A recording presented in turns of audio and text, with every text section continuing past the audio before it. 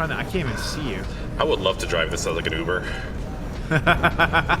Could you imagine showing up in an Uber and you're in your T3 and you just like come in at faster than like the sonic boom just explodes the windows on their house? It's like, I'm gonna get you in there in 2 minutes 50 seconds. Yeah, like, right. Well, it's usually 30 minutes. It's like, yep, well.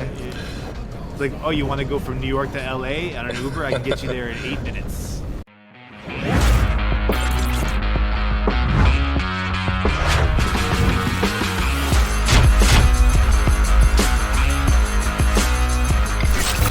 Welcome to Around the Corn, the podcast dedicated to Cornucopias, a leading Web3 AAA-rated quality game. This show is presented by the Knights Guild of Cornucopias. Thanks for tuning in. Smash the like and subscription buttons. It's the best part of my and my co-host day. Got wild theories or questions about the game? Drop them in the comments and we will pretend we know what we're talking about next episode. Follow us and the Knights Guild on X. Dive deeper on their Discord and the Guild website. All the links you need are in the description. I am your host, Hubris. As always, I am joined by the man who's never impatient when waiting for a AAA-rated quality game. My friend, my co-host, Eddie Z. How are you, buddy? Hey, man. Doing all right, man. Just here in the Cornucopias universe. Cornucopias world, and we're just living in it. It is a beautiful day in Solace 3.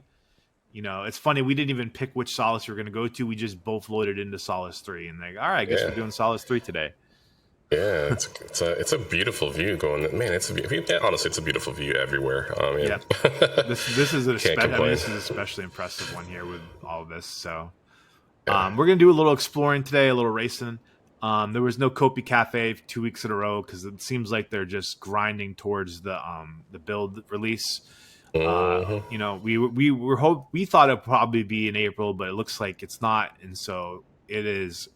I mean, we're just all excitedly waiting for it. I think it has to be coming so soon. Right? Patience. Yeah, that's gonna be the name. That's gonna be the theme of this episode. You want to start flying southwest here, and then we'll see what we see, and then because the theme of this episode it really is patience, because we're gonna piggyback on our friend Lake Rain Crypto Josh's video, who brought up that CryptoStache, who's been like an on again off again supporter of Cornucopias, or like at least he's mentioning it. I will say that, right? Like there's a lot of people that do their tier lists and they don't even mention Cornucopias, which is a real like crime. Yep.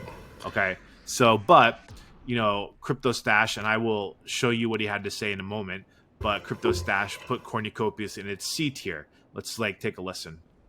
Cornucopias, open world metaverse, played it. The game has great style and it's a lot of ambition, but similar to Wild World, the development time has just been really long. We're going Cornucopias C tier here. What do you think, Eddie? Is it fair to put Cornucopias in the C tier because it's taking too long for the game to come, be finished? I mean, one can argue, but at the same time, it's a game that's still in development. I mean, much more so than probably more so than the other games on the list. Yeah. And plus, at the same time, it's those other games I felt like don't take as much in terms of to make. Here, they're creating like I don't know, like 3 massive worlds, and I mean, it takes some time, and it's to get down to the actual gameplay themselves. So it's like it's minuscule. I feel like it's smaller in terms of like scale, I guess, those other games, and that's kind of why it's taking a little bit longer. Yeah, to be made. Definitely. I mean, there's no. I mean, just for some context, the games he put in his A tier off the grid was his number 1 A tier, which is not surprising. That's fair. I mean, it's basically a completed game. It's playable. It's everything you'd want in a shooter. If you like shooters, I still think it's very derivative of other shooters, and it doesn't really offer any real reason to play that over those other shooters in Web 2. But it's a good completed game. I think you'd agree with that, right? Yeah, and actually, that's I agree with you with what you just said. I mean, there's not much of a difference in terms of, I mean, it's another shooter. It's another Valorant. It's another, it's like another PUBG. It's another, it's just the same stuff over and over again. I mean, Titanfall, for example, is something I want to play. It's another first-person shooter, but Titanfall, you're running on the walls, you have grappling hooks, and you also have massive Titan machines and that you can just drive and get into. So it's like there is a gimmick with Titanfall, and I want Titanfall 3 to come out. Like that'd be great.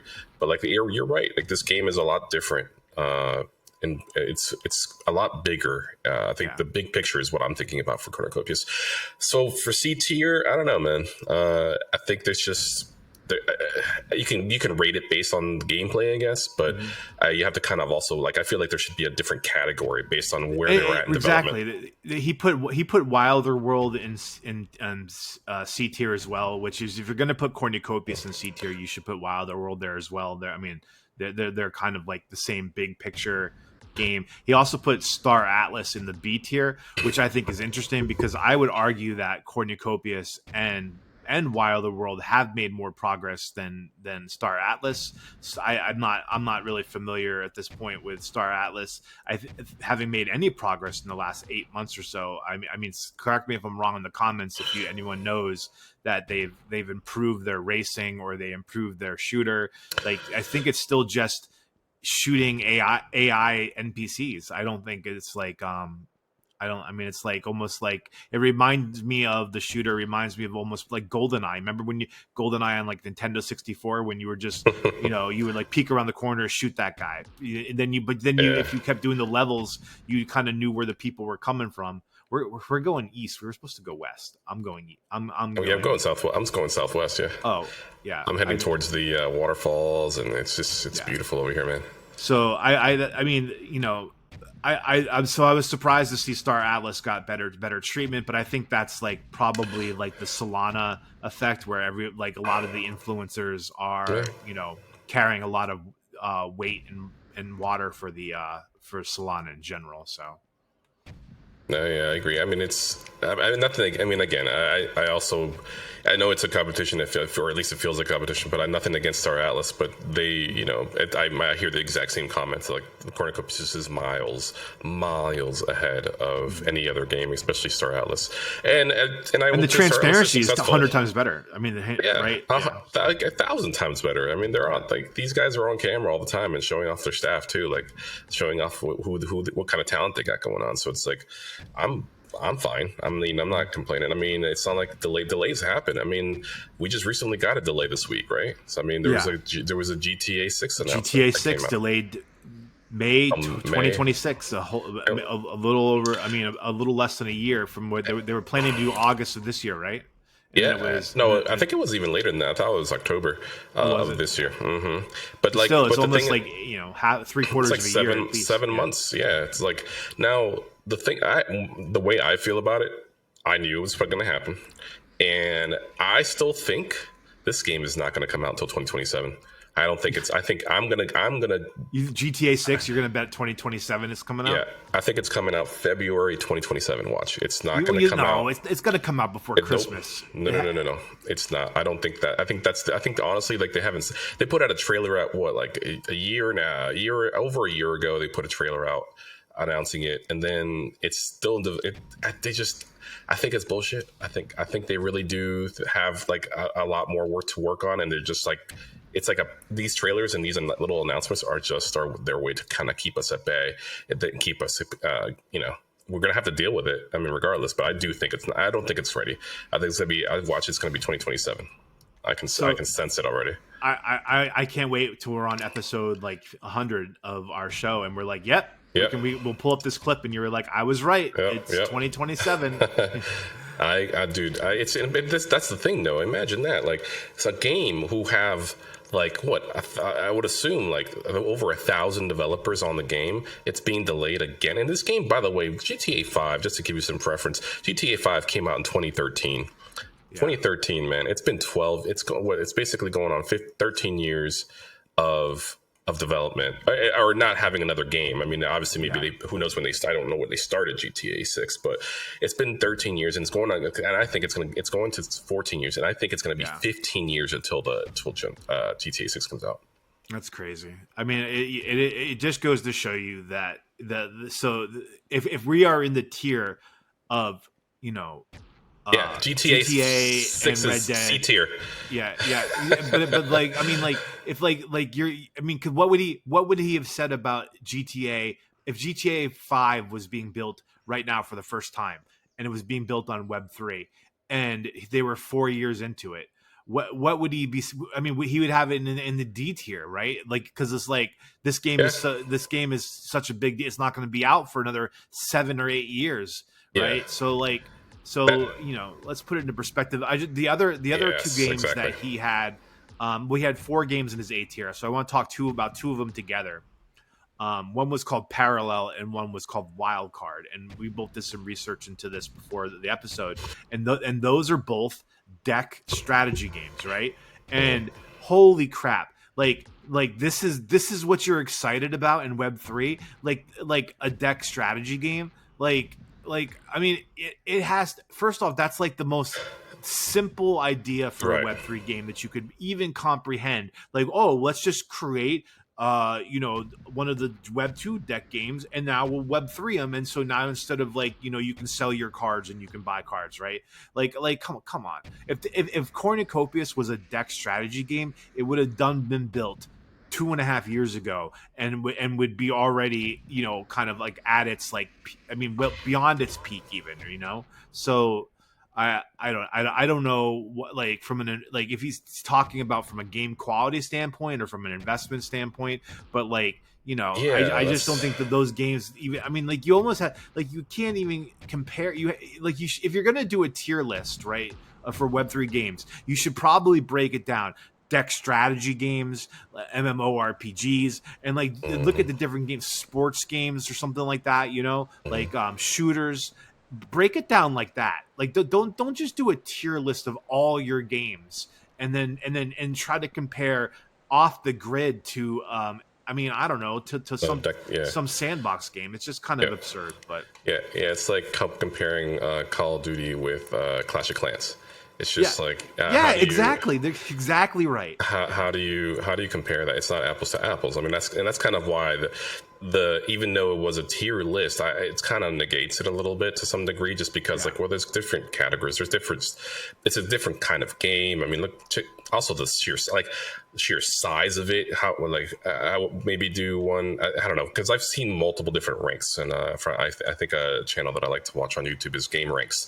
RANX is the channel, but like they do really good stuff. I think that they do multiple different, like 10 lists and whatever, but it's like 10 lists of the more realistic graphic game out there right now. It's like, and it's great. Like, I like or top 10 sports games that have come out, or the worst times that the community had ruined the game. Top 10 of those. It's like they have a lot of good lists. So it's very specific. So to kind of lump it all together just because it's all Web3, it's not fair, because even to Star Atlas, it's just like it's like a different, like, we would be compared to that in Red Dead Redemption or something. Like, it's just, there's not much gameplay, but like, you can't base it off of that. We still haven't seen it. So in terms of graphics, in terms of how everything's going, I think it's a top-notch game so far. I mean, I can't wait for more of the actual gameplay to come out, but wait and see, man. Like, it's just, I just feel like the tier, it just didn't make sense. But it's just engagement farming, because he's trying to stick as many names as he can into one video, so that he can post on Twitter, and use all those, do 100 tweets like, we talked about this in this video and this, and come watch it, right? So, like, I don't think he's a real honesty broker in the space. Like that, because like, if he was doing a real honest appraisal, he would separate them, like we've said. The one other game he put in his A tier was a game that you and I never heard of. Now, this game is actually pretty interesting. It was called Sparkball. Yeah, Sparkball. And that game I get, because it's not just it doesn't look like it's just a deck game. It looks like it's like it's like a 4v4 almost like battle royale soccer game, where there's like shooting, and like it almost like reminds me of like, like, I don't know, like a League of Legends kind of, and soccer put together. Does that sound right? What it looked like to you? Yeah, this one, I definitely feel like this is a game that I would play. And it reminds me of like a NBA Jams soccer version mixed with like Overwatch / Marvel Rivals type of, because you're controlling your characters, but it's like I think I guess it is like a 4v4, but it's NBA Jams type style soccer game of top down view, which it's interesting. Yeah. I think it looks fun. I'm not gonna lie, it does look entertaining. It looks well polished, but again, while that looks well polished, all that, it's because again, look at the scale of the game. You know, there's different tier. Yeah, it's not like a massive world where you're just traversing from miles and miles away. Like it's just completely different. So like that's why that game looks really well done. I mean, it's like they created the best possible version of Rumble Ball. Right. You know, and like so like yeah, if that was the goal of Cornucopias, it would have been built. So I requested to play it because you have to request on Steam to play it. So I requested access to it. Yeah, that's the other thing about Parallel and Wildcard. I think Parallel was only released in like a couple of countries, right? And it's on Android and so they're not even fully released either. It's just I don't want to beat a dead horse. It's just really frustrating. So I have this interesting cave over here. You just found a cave. I'll come find you. I'm just gonna appreciate the look on. Actually, I'm gonna go up high just to see. Is there actually any land out here? I don't see any. Oh, there's one right there. Let's expose that one actually. I found that. Is this a town? I just kind of accidentally found a town. So you and I were both at work during the Kopi Café question and answer. I was able to get away for a little bit, and I was able to get in there. And so I got some of the deets, but not all of it. If anyone who was there and caught some interesting information, throw it into the comments for us. And if you have any questions about it, we'd love to be able to talk about it because we couldn't get all of it. But one thing that I thought was interesting, David said that that you're not the hero of the story. You're just, kind of like an average Joe, and you have to earn your status. And then they talked about the apartments and that it seems like the apartment building is really coming along. I think if there's going to be any surprise in the next build, it's going to be how much of the apartment structure is released to us. Mm-hmm. But they're calling it the Pinnacle Apartments at the very top, not the penthouse. Some of them may be able to be purchased, but most of them will have to be earned. My question for you, Eddie, is if you had infinite amount of money, would you buy your Pinnacle apartment, or would you still rather earn it? I'm the type of person that does both, so I'm going to definitely try. If I can't earn it, I'm going to definitely buy it, just because I want what's mine. Yeah. Like it's like I've been in this game, I'm going to definitely want to play it. That's just how I am. But I definitely want to first earn it for sure. Yeah. And there's going to be, they talked about like the furnishing it, and a lot of it's going to be in-game currency, purchasable stuff. Probably a lot of crafting. This goes back to what their plan was originally for the bubbles, where it was like a lot of the demand is going to be stylizing your bubble, your bubble, right? So it seems like they're carrying that plan over to the apartments and being able to build it out and make it look the best as you can. Yeah, I still think it's just a placeholder for now. I still think that they're going to be doing the individual bubbles as well. I mean, I think that's always been a thing. I just think that this was meant to happen for free to play. I mean, everybody should have their own thing, but it's nice that they're actually doing it. It's a massive task, and how that's going to work. I hope it does work. I mean, it's the first time. I mean, just imagine actually owning a piece of land in GTA, like an actual little property, and you're actually, having to kind of work around missions based on the fact of where you live. Like that's actually pretty cool. Like, yeah. Oh, so like Amazon. Just there's some more information I caught from the Q&A. So in the Q&A, I asked this question about questing. And we got some answers, about it, but the most interesting thing that I learned from the questing is this idea, like if how you play Warcraft or a lot of games, you start the game and you start like at the beginning of their story, and then you if you play the game enough, you catch up to where the current story is, right? Mm-hmm. They're saying that this is not how it's going to be in the game. It's basically the story moves, and you're wherever you start playing the game, that's where the story begins for you, right? So like if you play this game, 3 years into it after its release, the story has progressed so much, and now you're entering it. So like I don't think you can like necessarily be able to go back and do what was done, because we're all experiencing the same story together in our districts and growing. And so like when whatever, like say like in a few seasons from now, like Architect 13 destroys half of a dome or something, or whatever, like you're coming in and the dome is that now, and you only learn, I guess maybe through like word of mouth of how it happened or something. So what do you think okay. So it's a continuous story. So like if you've missed the story, you're just coming in as whenever you join. So that's actually kind of nice. Just the fact that you're building your own story within the universe of Cornucopias at its time. Yes. Which I think is kind of unique to. I mean, I don't know what was Helldivers was like that. You played a lot of Helldivers. Yeah, like that's basically what it reminds me of. Yeah, when I was thinking about it, I was like, yeah, that's like Helldivers. You basically are kind of like going through the motion. Like it's based on all these new. Like if a person would have joined today, now you got all these different new enemies, these squid enemies, and that they and which had you started this when it first came out, those enemies weren't even a thing. They weren't even a thought. So it's like, wow, that's pretty awesome.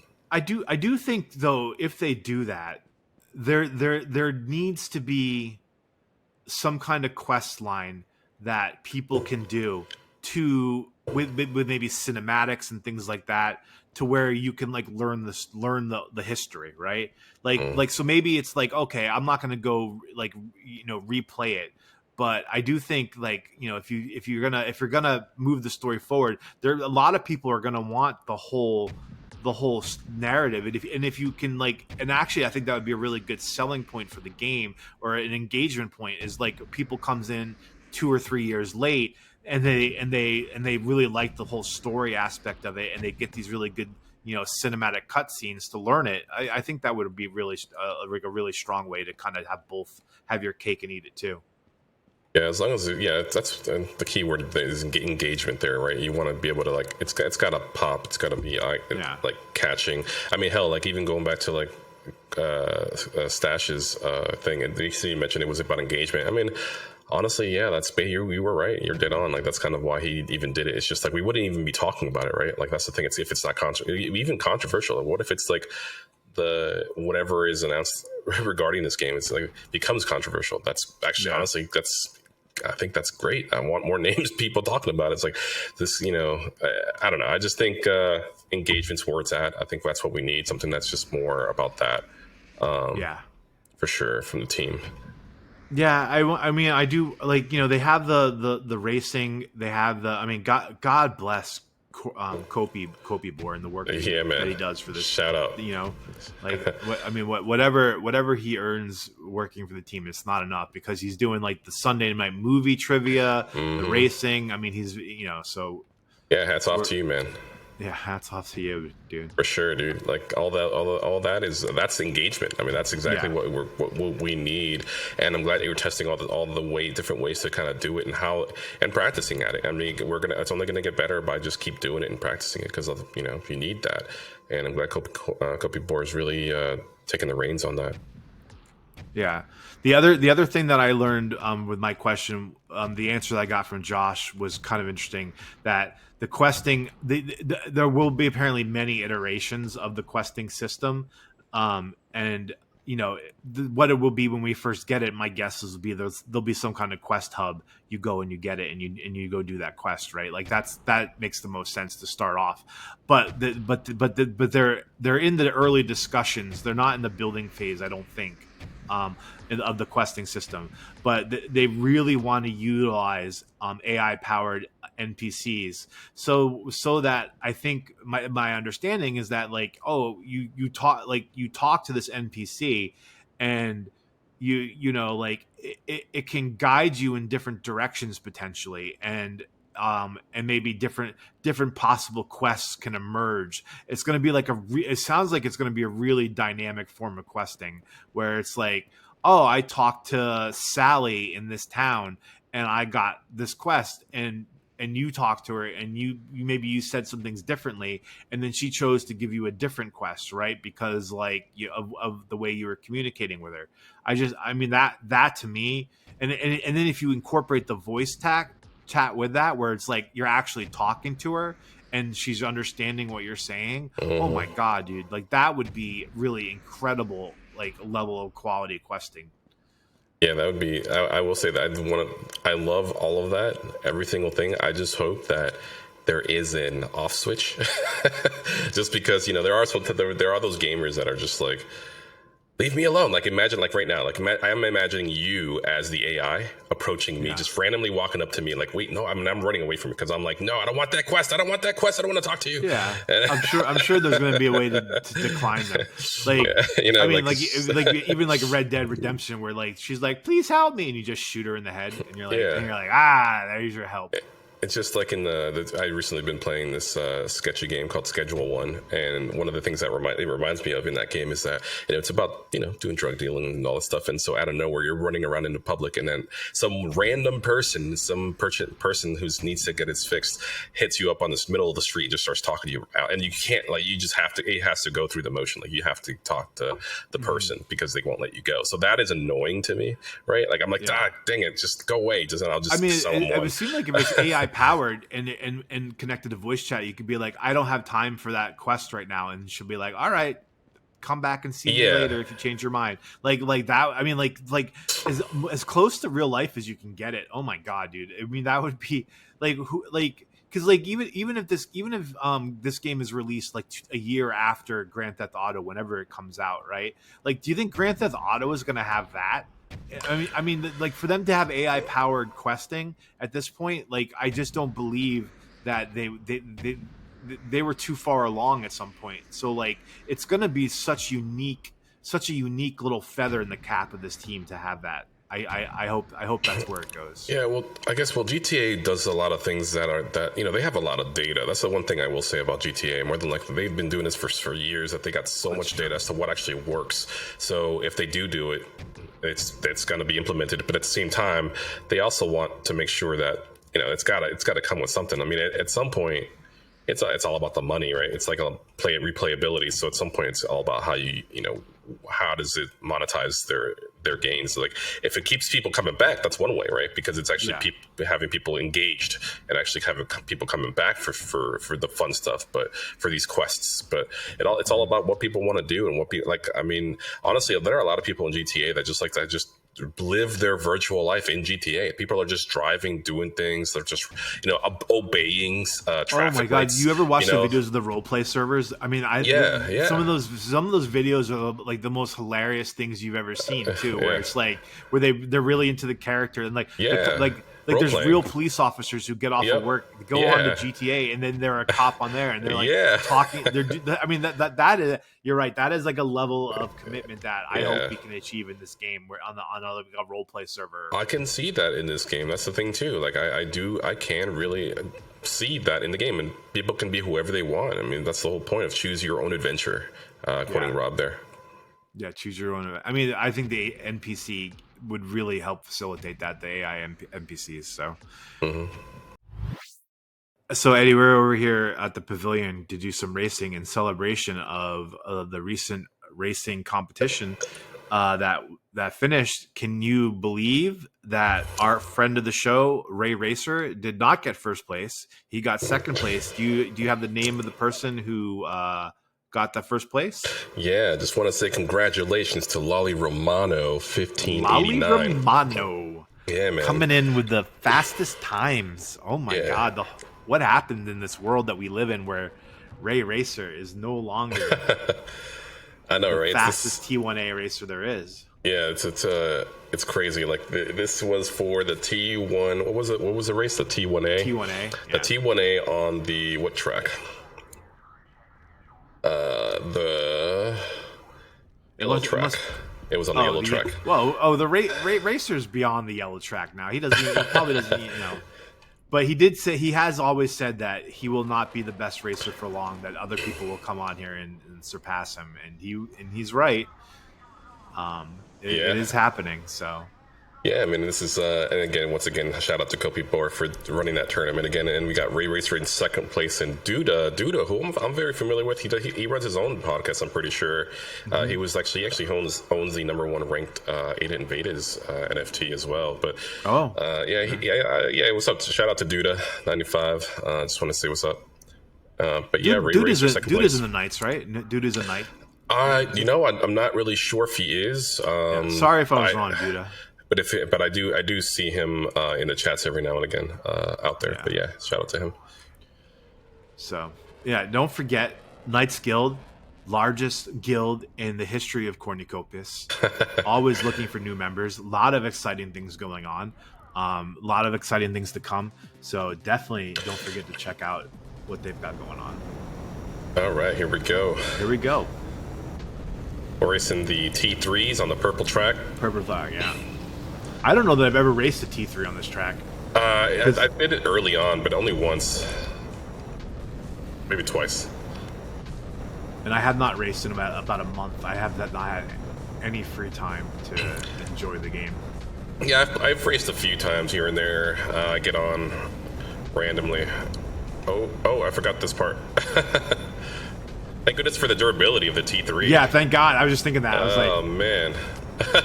Oh, did you just hit me? You just launched me into the air. No. SOB. you launched me right up into the air, and I hit a some kind of rock structure. It was all a part of the plan. Yeah. Nothing else is gonna make good video.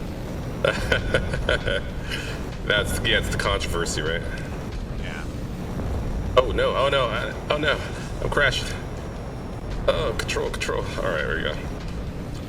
That's one thing I do love about this game is the fact that the racing is on point. In terms of like the physics. It would have been and nice the if tracks. Stash had talked about that. He literally only talked about Cornucopias for like 10-15 seconds. But like if he mentioned the racing is complete.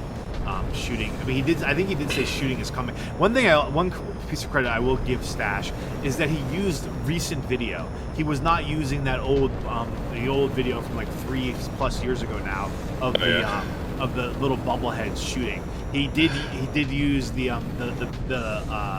video of the shooting testing zone. That's good. That means he's keeping up with everything too. So at least he's still in here. Like he's still like out. He's still aware of this project. I think it's something that even though he gave it a C tier in his like criteria, I still think it's great that he's still keeping an eye on it. Yeah, for sure. I mean, like I said, many people leave us off their list. Yes. Much to their I detriment. crashed. You got time to catch up? Am I getting in your way? Oh, dang it. Passed you. Yeah, you did.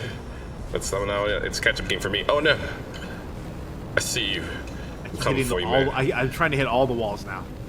I'm coming for you, Toretto.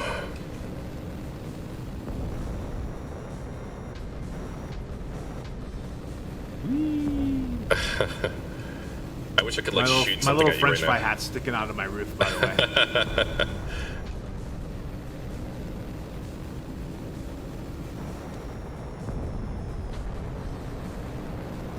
Let's go.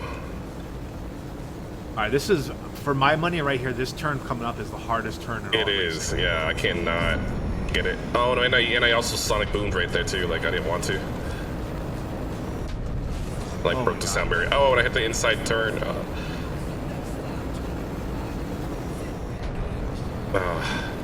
Get back here, foe.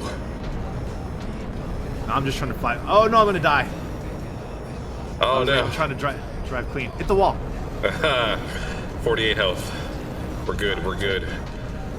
Took the lead. Make it to the last lap without blowing up. We're gonna do it, man. This is it. This is for all the tamales. Go for some tamales. I'm on this diet, and I just haven't eaten anything delicious in a month and a half.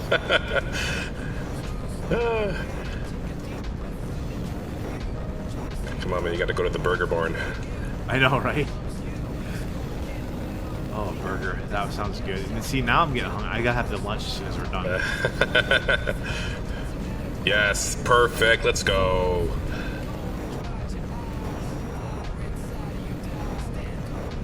I can't even see you. I would love to drive this as like an Uber. Could you imagine showing up in an Uber and you're in your T3 and you just like come in at faster than like the sonic boom just explodes the windows on their house? It's like, I'm gonna get you in there in 2 minutes 50 seconds. Yeah, like, right. Well, it's usually 30 minutes. It's like, yep, well. It's like, oh, you want to go from New York to LA on an Uber? I can get you there in 8 minutes. I think it's a beast, man. It's a beast. Oh, slow down. Wait, I forgot. Oh my god. No. 43 health. I don't think I'm gonna catch you unless you blow up. Yeah, unless I blow up. Oh no. 35 health. I have one more health than you, so I'm gonna stop hitting the wall. Oh no. I hit the wall again. 23 health. This is it, man. And I got 9. And I'm here. Oh, I thought I took that last turn slow enough, but I blew up again. Nice. Oh well, you are still better at me than racing. That has not changed.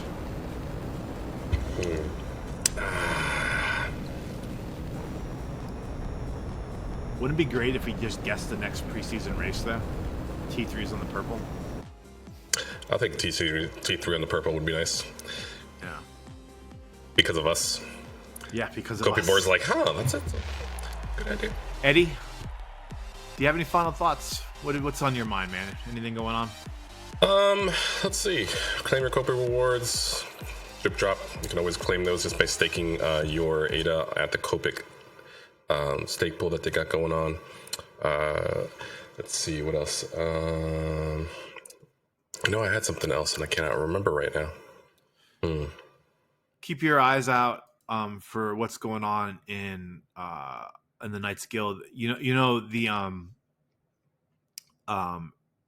The tournament bracket has been something we've been working on, and they've been fleshing it out. So they're going to be like, rolling that out here, I think, relatively shortly. And it'll be a good way for, hopefully even like Kopi Board can run his tournaments or something through that, and certainly the Knights Guild can as well to have their own tournaments and things like that. So that should be an exciting thing to see coming. Yeah, that's definitely look out for that. And the other thing, and this is what I wanted to say. They relisted the marketplaces, reopened for the Atmos, the Sunspeeder, the Valkyrie F9R, and the 0G. They reopened the marketplaces, huh? Yes. That's for those 4 items can be pre-minted or continued to be minted right now. So if you wanted to go ahead and grab yourself an F9R for $95 in USD ADA or USD. The Sunset Speeder is $15. The Atmos is $350, which I think that in terms of Cardano, there's none in Cardano. It's going to be only on base with USD, and then the 0G, which is $20. I'll tell you what, it is tempting to buy myself another Atmos. I have 2. Yeah, me too. It is tempting. Mm-hmm. I have a lot of the Sun Speeders that, and I did not do well in that mint. I think I got only 1 uncommon was the best I did out of like 5 or 6 that I minted. Yeah. So people be aware. Hopefully, I don't know if I'm going to be waiting for the phase 3, which they also did announce on the Kopi Café, or not the Kopi Café. I caught the end of that Q&A thing on Friday. Towards the end, they basically were talking about the phase 3 coming up pretty soon. See, I was wondering about that, and I had missed. I did not see the end of that, so I was wondering if when is the phase 3? They didn't make an announcement. They just said that they confirmed that there was going to be a phase 3. So you got to think that the third phase, if I was in the shoes of their marketing people, I would think the phase 3 should coincide with the build release, right? Like, don't you think? Because like it'll bring in more excitement to the mint. Yep, I think so too. I would hope that that's the case. I think it's a good strategy just to kind of keep because the second you start minting those, it's almost like the jetpacks, right? You were practically able to use it right away. So hopefully that's the same case with like instant gratification, right? We go here in a day and age where we have Netflix and we just binge watch like full series in one night. It's we want that instant gratification of using our NFTs right away. So for sure, I think if we can get, and I can become the sniper rifle kingpin that I've always dreamed of being. That would be sick. Yeah, I know it's gonna be really hard if there is like a sniper rifle in the next minute for me not to keep buying till I get a mythic. So.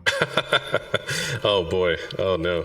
All right, so you're going to start seeing the floor. Right now, because of that statement, the floor secondary is going to be about like 2,000. I mean, I almost. I mean, depending on what the price is. Like, I mean, what was the highest, most expensive gun already? It was $30. Let's see. Actually, I'm still on the marketplace right now. The Meat Eater was $30. Yeah, USD, $10 for the other one. Yeah. So if I was just to go in and buy 20, like max out and buy 20 right off the bat, a sniper rifle, and it costs $30, that would be like $600. That is probably not manageable in my current state of affairs, but like I certainly could see myself throwing 10 bullets at it. Okay. And then begging my girlfriend to like, can I buy 10 more if I don't get the mythic? You're practically married, so yeah, you definitely. I mean, we hate the word girlfriend. We when we say like we're not gonna get married probably ever, but like I'll die with her as my partner. so so we usually just use the word partner. But then people are like, "Oh, are you gay?" And I'm like, "No, she's my girlfriend. I'm not talking about a guy." So yeah, that's devotion, man. If you die, she goes in there with you. So like, no matter what. So yeah, that's crazy. I know. She because in talking about this game, like, she really feels like she's when the game is fully released, that she can't be allowed to play it because she will not stop playing it if it does. So. That's how I feel this game. That, to be honest, I've always thought about that I feel like there's going to be so many players that will finally find this particular game and be like, this is it for me. Like I'm satisfied. It has the Sims component, has the building component, has the whatever thing I want to do. I can build my own little apartment and decorate it however I want. Or once they get to it's gonna definitely be like something that a lot of people are gonna be like using their time up on. To be honest, I think so too. Like, especially like I've been kind of on the fence about like whether or not like building out your apartment is going to be a real driver of things, but like if most of what you get in your apartment is in-game currency purchasable and like maybe like a few like I don't know NFTs or something that you can put in there, I do think like, okay, like that's gonna be maybe it's like you now you have the competition or something. I mean, can you do a leaderboard for who has the most expensive apartment, like the most expensively furnished apartment, like or like, I mean, like if you could come up with a leaderboard for your apartment, oh my God, then you've got something there, right? Like then I think it's gonna really push people to keep adding to their apartments. Right. Sorry, I just messed up my screen. Don't use my image, by the way. Yeah, I was wondering why you've been standing still for like the last 7 minutes. Yeah, so. I'm like zoomed in on my right shoulder of my character.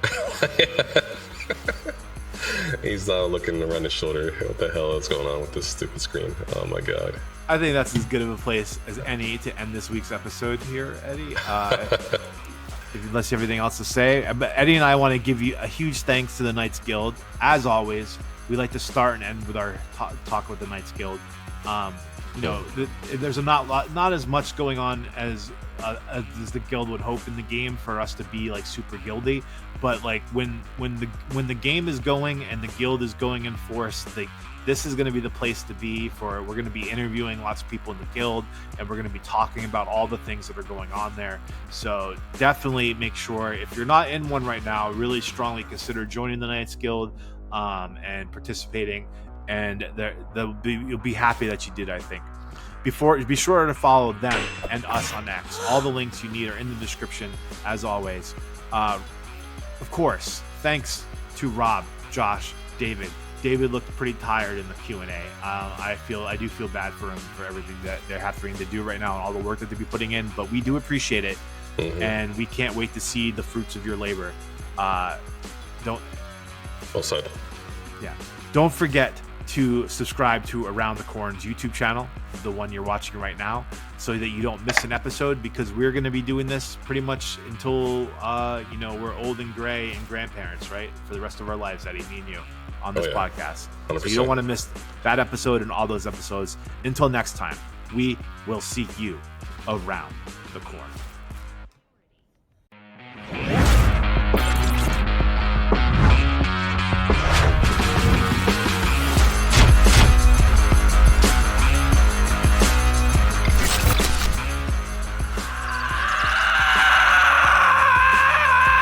Let's break there. You want to go race? Oh, yeah, let's do it. Definitely need to bring up the racer lost. Yes, I figured we'd do it.